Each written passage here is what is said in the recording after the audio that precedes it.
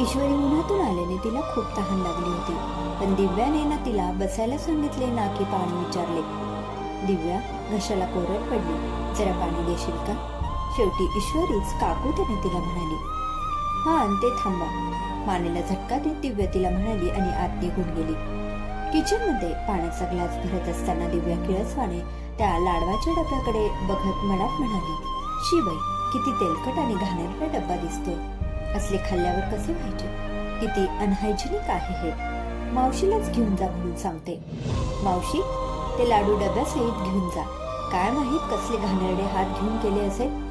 चांगले असले तर खा, नाही तर कचऱ्यात फेकून द्या. ती तुच्छतेने त्या डब्याकडे बहार म्हणाली. पण इकडे हे सगळे ईश्वरीने ऐकले.